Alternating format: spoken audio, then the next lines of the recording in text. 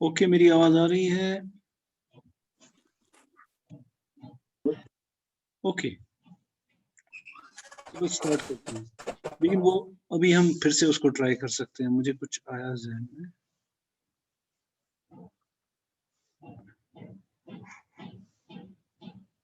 Okay, सो मैंने क्या कहा था,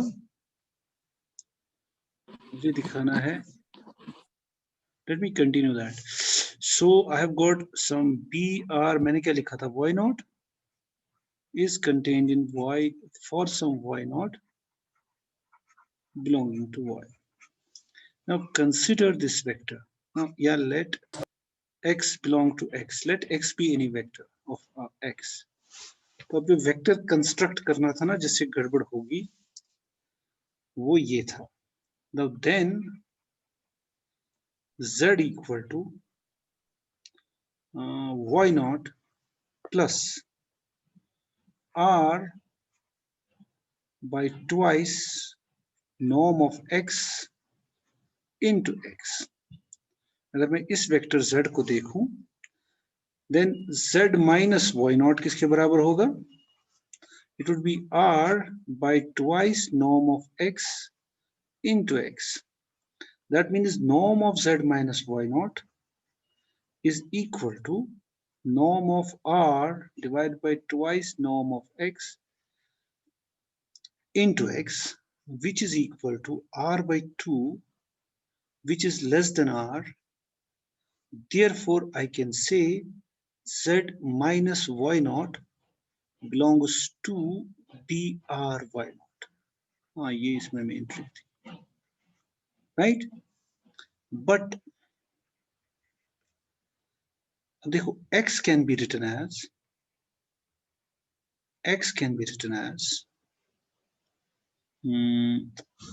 z ये है, ठीक है।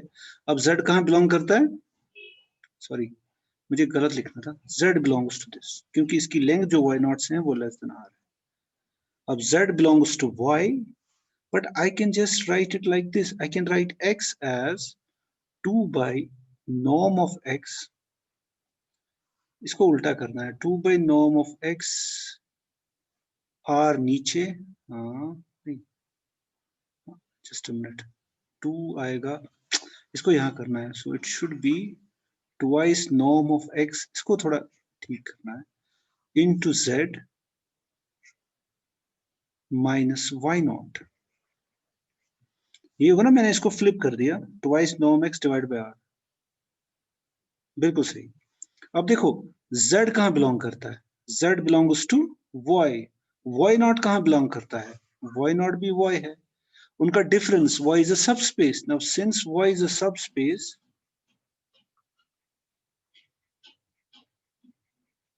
it implies that x belongs to y. इनकी जो भी right hand side is a linear combination of the vectors inside y. So therefore x belongs to y. लेकिन x तो element था x में, तो उसका मतलब x is contained in y, which is a contradiction because y is a proper subspace. Which is a contradiction. चलो ये काम हो गया. Which is a contradiction because y is a proper subspace. It cannot contain every vector of. So every proper subspace is nowhere dense. It cannot contain open balls. Any open ball. Y is a proper subspace of X. Okay. एक और theorem जो रह गया था unit second का, वो इसी थी, मतलब मैं क्या कहना चाहता था, मैंने कहा था X a complete metric space is of second category, उससे हम ये साबित करेंगे ना। पहले तो ये मुझे उसमें चाहिए था, every complete metric space is of second category.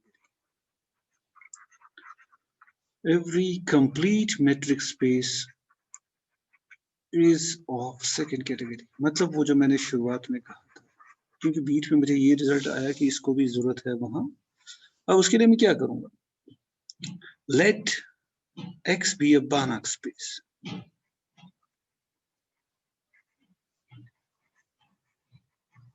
Then the dimension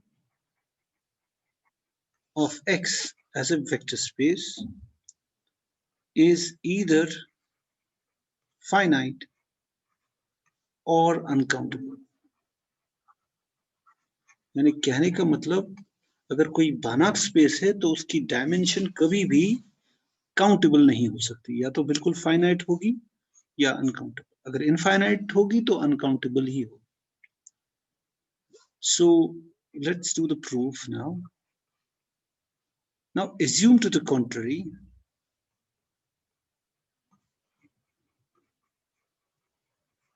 that dimension of this x is LF naught. इसको हम ऐसे लिखते हैं LF naught, which means that countable dimension को हम ऐसे लिखते हैं as a number, uncountable को लिखते हैं C, finite को लिखते हैं small n, countable को ये LF naught लिखते हैं। And let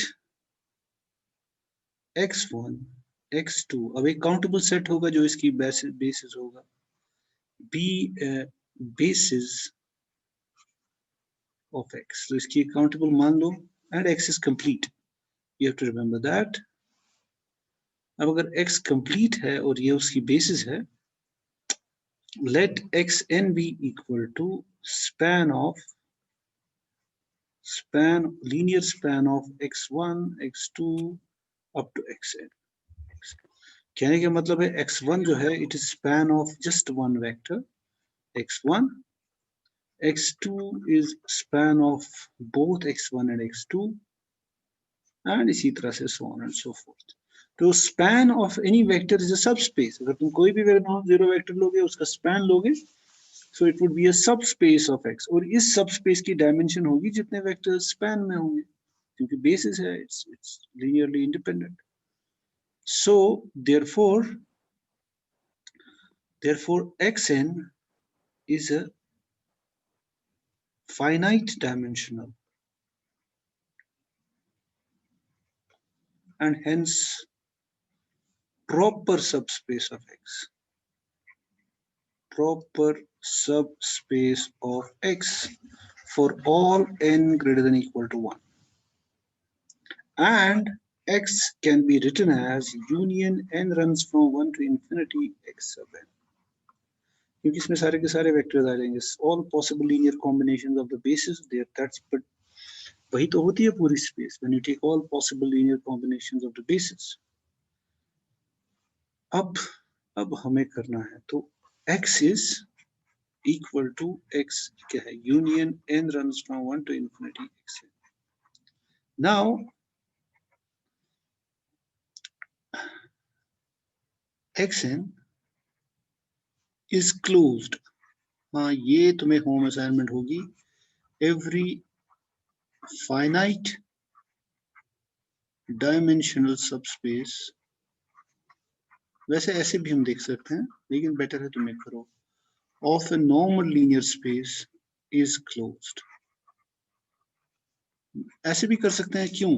क्योंकि फाइनाइट डायमेंशनल होती है complete space, it is isomorphic to this thing, so therefore it is complete and everything that's complete would be closed। nevertheless तुम्हें as a home assignment,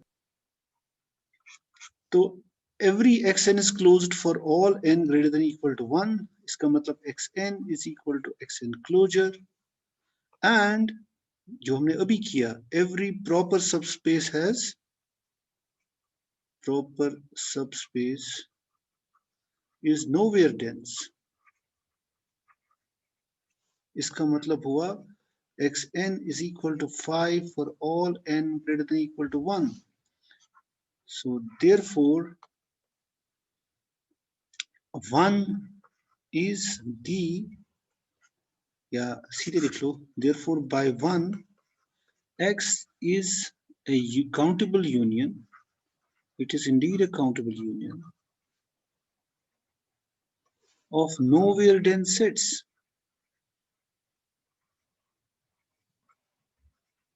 nowhere dense subsets, countable union of nowhere dense subsets, which is a contradiction, which is absurd, which is absurd because x is complete, क्योंकि ये बानाक space था ना, it's a complete बानाक space, therefore a complete metric space, and hence of second category. It cannot be written as like this. This contradiction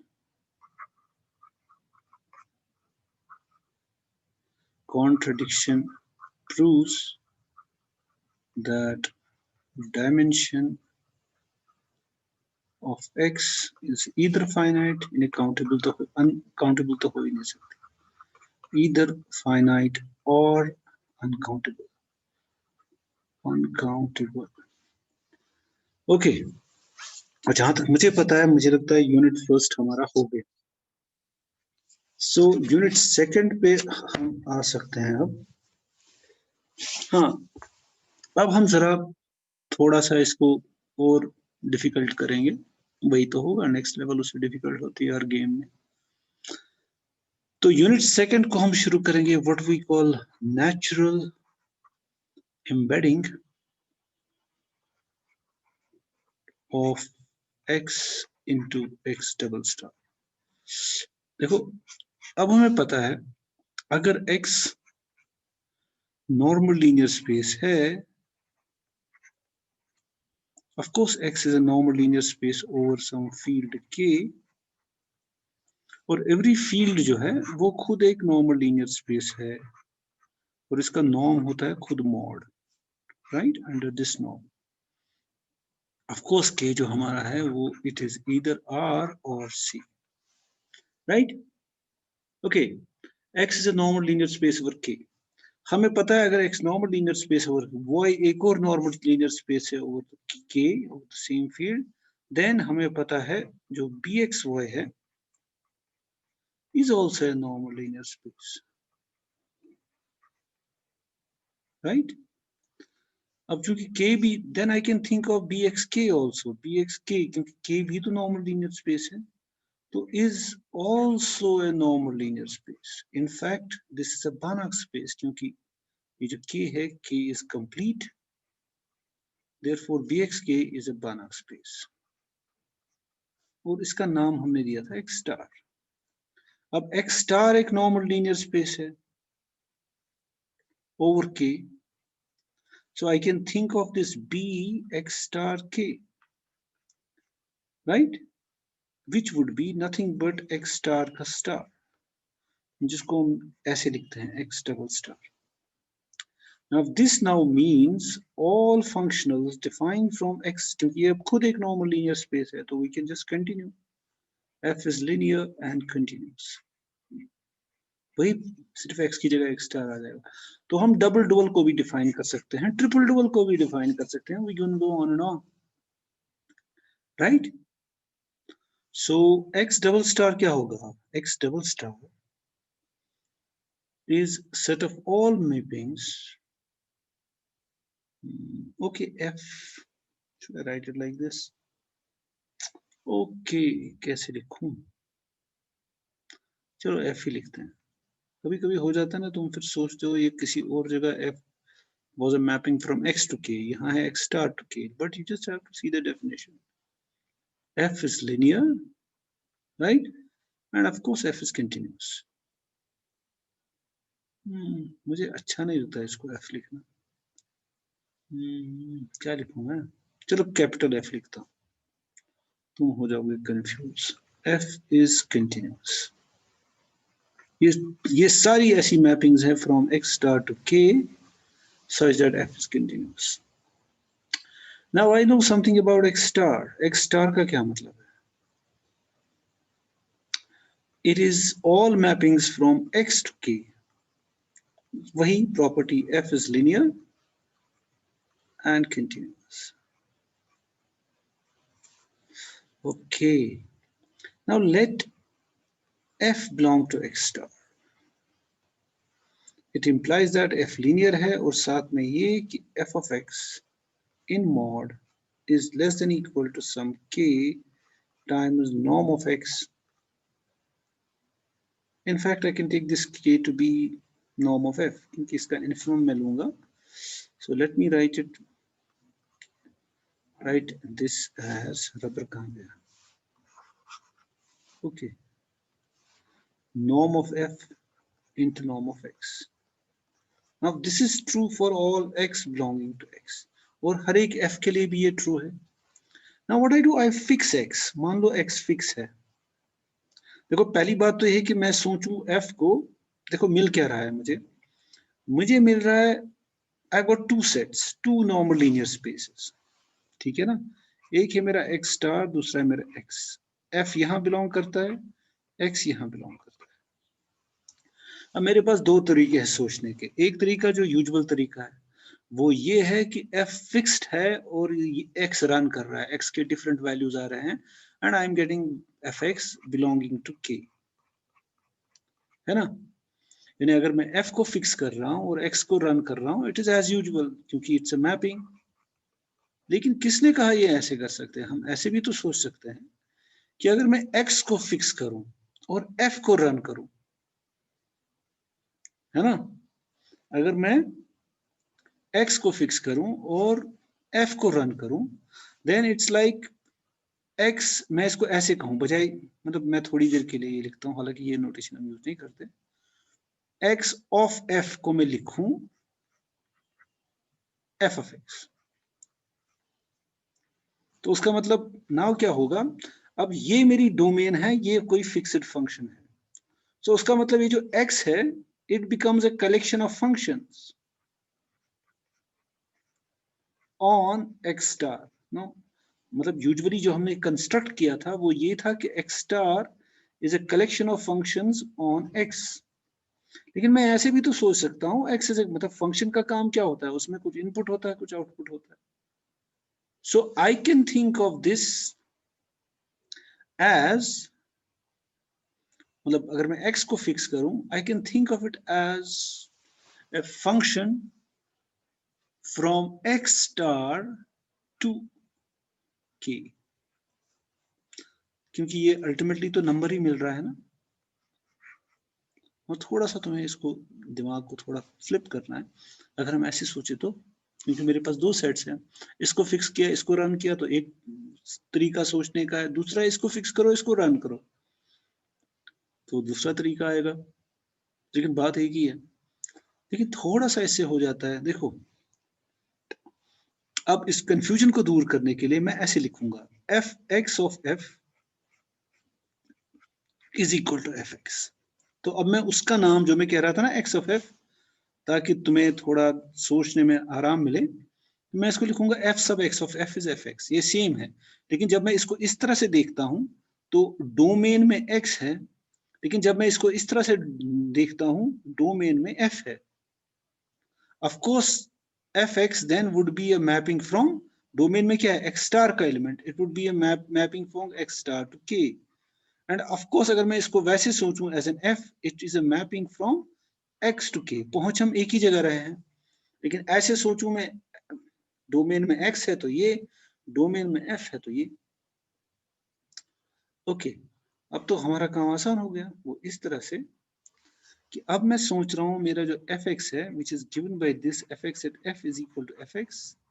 हाँ, शुरुआत में मुझे पता है fx स्टार में है तो fx belongs to k, so now my fx I can think also it of as a map from x star to k। अगर मैं कहूं what is fx at for a fixed x, f1 plus f2, easy, what is that, it is f1 of x plus, नहीं मैं क्या किया, चलो पहले लिखता हूँ, हाँ ठीक ही था वैसे, it is f1 of x, rubber कहाँ गया, okay. So I can think of, ये अगर मैं फॉर्मूला अप्लाई करता हूँ it would B f1 plus f2 of x। लेकिन मुझे पता है फंक्शंस को कैसे हम पॉइंट वाइज ऐड करते हैं, so it should be f1 of x plus f2 of x, which is nothing but fx of f1 by our definition fx of f2।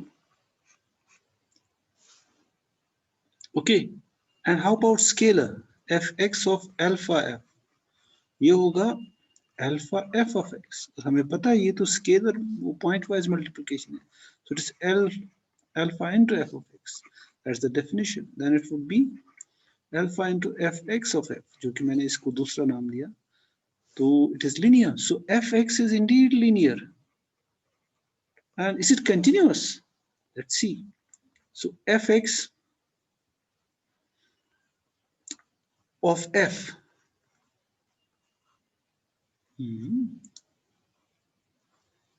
is equal to norm of fx. Actually mod लिखना चाहिए, doesn't matter because it's a number. चलो mod ही लिखता हूँ मैं. Mod of fx ff is equal to mod of fx. But we know that f is a bounded linear operator. This is less than equal to norm of x into norm of x. लेकिन हम इसको सोचेंगे ऐसे, norm of x into norm of f. यानी अगर मैं इसको अब शक्ल दूं, so I would have f sub x of f in mod is less than equal to norm of x into norm of f for all norm of f belonging to x star. और ये जो fixed x है, it is some k, some positive number k. Okay, अब तो ये interesting हो गया ना. ओके, तो इसका मतलब जो है fx is also continuous. So now I have fx is a map from x star to k that is linear and continuous. क्योंकि continuity की definition तो यही है for a normal linear space. That means what? It means that f sub x belongs to x star का star. That is our definition. जो भी linear वो यहाँ रहता है इस set में. That's equal to x double star. तो इससे हमें क्या मिला? फर्दर एक प्रॉपर्टी मुझे मिलेगी. वो क्या? अगर मैं अब इसका नॉर्म डिफाइन करूं, हमें पता है ऑपरेटर नॉर्म कैसे डिफाइन होता है. ऑपरेटर नॉर्म यानी किसी फंक्शन का नॉर्म डिफाइन करते हैं हम. Norm of that operator, norm of that function is supremum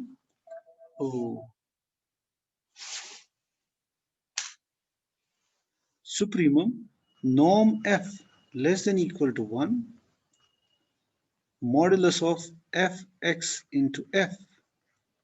But this is the same thing as supremum norm x less than equal to 1 fx, नहीं sorry, f of x. Definition तो इसकी ये है, लेकिन ये तो मुझे ऑलरेडी पता है. This is less than equal to, because f is a bounded linear map, x less than equal to norm of f into norm of x.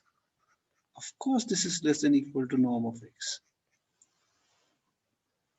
तो उसका मतलब ये मुझे मिला, इसका जो ऑपरेटर नॉर्म है वो less than equal to norm of x है. तो इतनी इंफॉर्मेशन मुझे इसके बारे में मिली. So what happened now, for every x belonging to x there exists some f sub x belonging to repeat x. कीजिए सर. कौन सा? पीछे वाला? पिछला वाला. ये वाला? Yes sir. Yes sir. देखो सर fx से, यहां से. Yes sir. हाँ वही मैं कह रहा हूँ. अब fx है ना, खुद f कहाँ बिलोंग करता है? f बिलोंग करता है x स्टार में. तो उसकी प्रॉपर्टी ये है कि mod of F X is less than, मतलब उसका डेफिनेशन ही यही है कि this is less than equal to norm of F into norm of. Every bounded linear operator की ये डेफिनेशन है, ये k टाइम्स सर नॉर्म. इससे पहले वाला स्टेप, ये वाला यहां से यहां. Yes sir. तो ये तो डेफिनेशन है ना. How is this defined? F X of F is nothing but F x. अब ये तो खैर डेफिनेशन है नॉर्म की, मतलब ये वही है कि norm of T operator norm ऐसे ही डिफाइन होता है. हम देखते हैं डोमेन का जो यूनिट बॉल है उस पे सुप्रीमम. अब सिर्फ ये है कि इसकी जगह, मतलब ये अगर यहाँ है तो इसकी डोमेन में एफ रहता था, इसकी डोमेन में एक्स रहता था. ओके, इसको तुम ठीक से एब्जॉर्ब करो, घर पे थोड़ा और एक दो बार इसको देख लो, पढ़ लो. Okay, what I am trying to say now, what we have is this. For every x belonging to x we have got something inside the, for with every x I can define with the help of x. ज्यादा कुछ नहीं, थोड़ा सा नजरिया बदलना है कि domain और रेंज को इधर उधर करना है. Now for every x I can find fx belonging to x star means a map. This map fx f is equal to f at x such that it is linear and continuous. तो इस तरह से होता है. और साथ में ये भी हमें पता चला नॉर्म f sub x, इसका जो नॉर्म है मतलब एक तो ये नॉर्म लीनियर स्पेस में है ही, इसका नॉर्म जो है ऑपरेटर नॉर्म का, इट इज नॉर्म इस वाले का जो हमने यहाँ डिफाइन किया, it is less than equal to norm X. Actually उल्टा भी ट्रू है, वो ये, now for every non-zero x by Hahn-Banach theorem, for every, चलो मैं लिखता हूँ, non-zero x belonging to x, there exists an f belonging to x star, ये हमने किया था as a consequence of Hahn-Banach theorem, such that f of x is equal to norm x, पहली consequence उसकी, and norm of f is equal to 1. ये हमने किया था, वहां मैंने इसका नाम f नॉट रखा था, नाम में क्या रखा है, आइडिया सेम है. सो इट मीन्स दैट एक f इसमें ऐसा है, राइट? तो इसका मतलब क्या हुआ? उसका मतलब ये हुआ कि F X for this f है ना, होगा किसके बराबर? This would be norm of F X which is equal to norm of X. Okay, sorry मैंने गलत किया, नहीं ठीक ही किया, क्योंकि ये तो एक वैल्यू पे है ना इसका. चलो मुझे लगता है मैं इसका नाम x नॉट कर देता हूँ, x नॉट कर देता हूँ, मतलब मैं चाहता हूँ थोड़ा ये क्लियर हो जाए. चलो x नॉट, एक f ऐसा है such that this is equal to this. मैं थोड़ा इसका नाम बदल दिया, इशू नहीं है, मतलब वही है कि नॉन जीरो होना चाहिए. So I have got this thing. Okay, चलो इसका नाम भी f नॉट कर देते हैं, just to make it a little more clear, क्योंकि वहां मैंने f नॉट ही रखा था. तो यहाँ पे ऐसी सिचुएशन हो जाएगी, राइट? अब तुम्हें ध्यान देने वाली बात है, जो नॉर्म ऑफ f नॉट ही 1 है, therefore supremum norm f is equal to 1, ये सेट का सुप्रीमम है. f सब x ऑफ f जो है, it should be bigger than equal to f x at f naught, क्योंकि एक ऐसा है ना, क्योंकि सुप्रीमम से तो छोटा ही होगा ना, बिकॉज इसका नॉर्म भी 1 है, हम ले रहे हैं supremum overall f where norm where norm of f is 1. This is the definition of norm fx. This is greater than equal to this, but this is the same thing as f naught of x in norm. Okay, मुझे यहाँ x ही रखना चाहिए था, sorry. although doesn't matter. चलो यहाँ अगर x not में लिखता तो भी चलता, ये ना फॉर एवरी नॉन जीरो है ना, तो इसलिए बेटर है कि हम इसको x ही करें. हाँ, नोट्स में पता नहीं मैंने क्या किया, लेकिन ये x ही करो, क्योंकि है ना फॉर एवरी, ये पर्टिकुलर, ये देयर एग्जिस्ट f नॉट, तो इट्स बेटर कि हम इसको x रखें. पता नहीं मैंने गलत कर दिया, इसको f नॉट रखो, यहाँ x रखो. हम कह रहे हैं ना फॉर एवरी x, तो इसलिए इसको रखना चाहिए general, for every non zero x. So what does that mean? यहां आएगा ये f not of x which is equal to norm of x. Okay, now for every non zero x मैं कह सकता हूं, क्योंकि अब है ना for every non zero x, norm of f sub x is greater than equal to norm of x. How about zero? Zero के लिए क्या होगा? अगर x zero है, suppose x is zero, उसका मतलब क्या हुआ? f of x is zero. उसका मतलब क्या हुआ? f sub x at f is equal to zero. Right? देखो अगर x zero है, this is true for all f belonging to x star, क्योंकि zero would be sent to zero, उसका मतलब fx it will be true for all f belonging to x star, which means fx खुद zero होगा, it would be a zero operator because it is sending everything to zero. यानी zero के लिए तो दोनों बराबर है, अगर x जीरो है तो fx भी जीरो है, यानी x is equal to fx if x is equal to zero, right? उसका मतलब नॉर्म ऑफ x भी, फिर क्योंकि नॉर्म भी इनका जीरो होगा, तो ये तो जीरो के लिए है, और नॉन जीरो के लिए हमने ये दिखा दिया. और अगर मैं इसको कंबाइन करूं इसके साथ F X is less than equal to, साथ में ये, तो अगर मैं इसको फर्स्ट लिखूं इसको सेकंड लिखूं, फ्रॉम फर्स्ट एंड सेकंड हमें मिला, क्या मिला, norm of F X is equal to norm of X. अब हमने काफी सारा कुछ काम किया अभी तक इसको बिल्डअप करने के लिए। ओके ओके, तो कहने का मतलब अभी हमें क्या मिला, चलो फिर से मैं रिपीट करता हूं।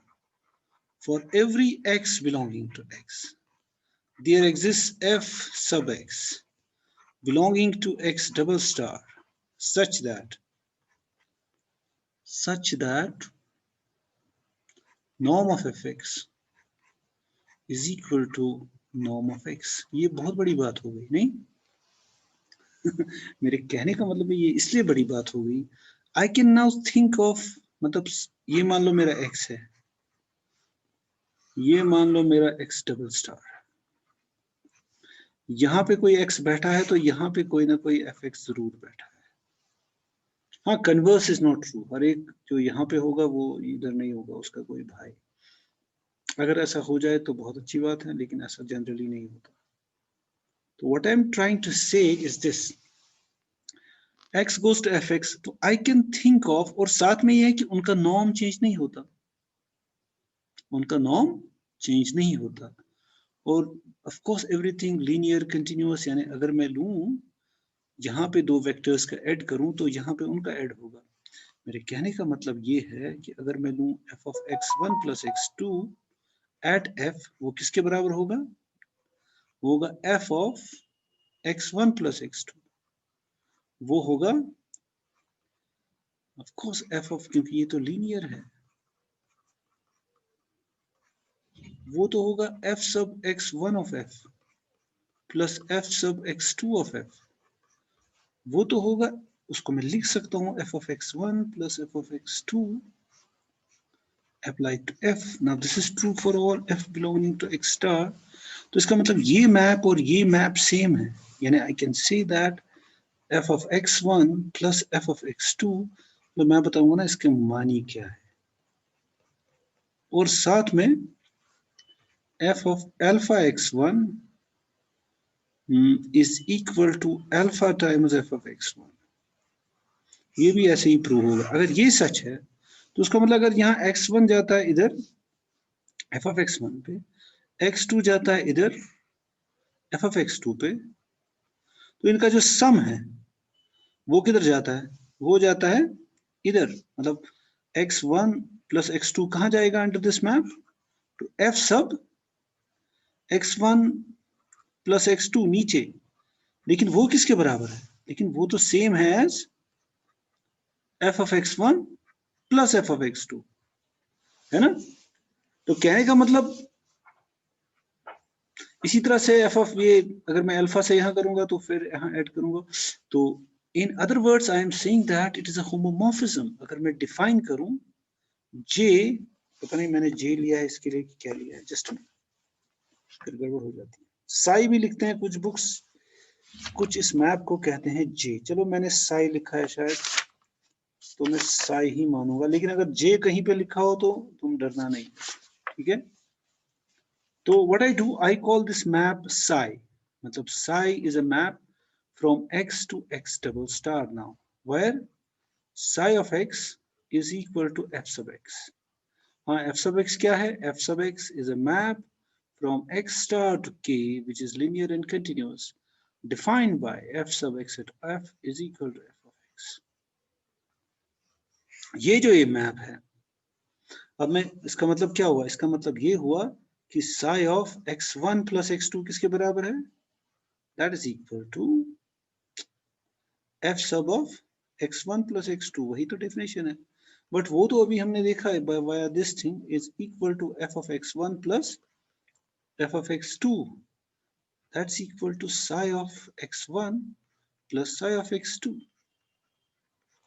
and psi of alpha x1 या x जो भी है is equal to f sub alpha x1 which is alpha multiplied by f of x1 which is alpha into psi of x।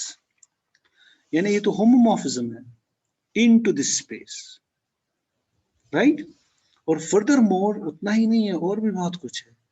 Sigh of F of x का norm जो है is, नहीं मैंने गलत किया, साई ऑफ एक्स का जो norm है it is equal to norm of F X, but वो तो बराबर होता है नॉर्म ऑफ एक्स के. तो ये नॉर्म को भी प्रिजर्व करता है और एल्जेब्राइक स्ट्रक्चर को भी प्रिजर्व करता है. So it means that, so it is a isometric isomorphism, isometric isomorphism. लेकिन ये onto नहीं है, into में, into. So psi from x to x double star. अब देखो psi of x जो है it lies inside x double star.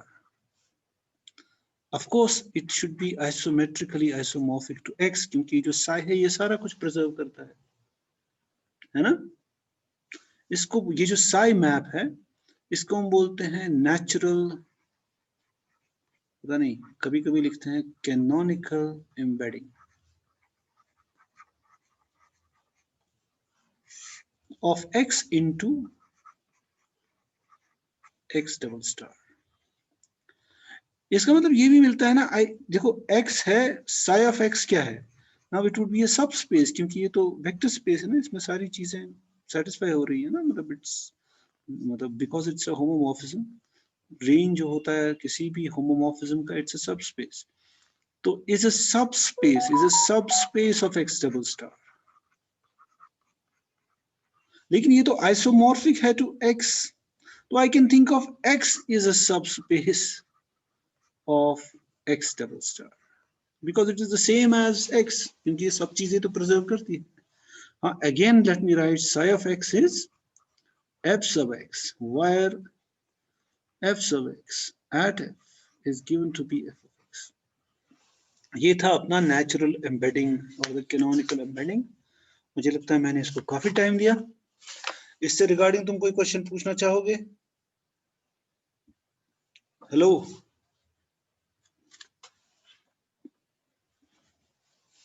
अरे कोई सुन रहा है मेरी बात कि मैं ऐसे ही बोल रहा था? सर आपने लास्ट में लिया x is a subspace of. हाँ, I can think of x as a subspace now because x is isomorphic to psi of x and psi of x lives inside x double star. Now psi x is range of a vector space under a homomorphism. It's again a vector space. Furthermore इनका norm भी preserve होता है because norm of psi of x जो है वो same है as norm of x. So I can think of x, although it looks a little क्या बोलते हैं, लेकिन ये fundamental idea है functional analysis का.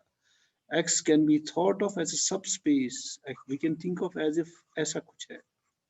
हालांकि हमारा मतलब x नहीं है, इसकी एक isomorphic copy है, which is psi of x, which is the image of x under this canonical mapping. So you have to, तुम्हें काफी इसको देखना है. I think I should just end क्योंकि मुझे और भी एक क्लास है. So let me stop it, huh? Okay.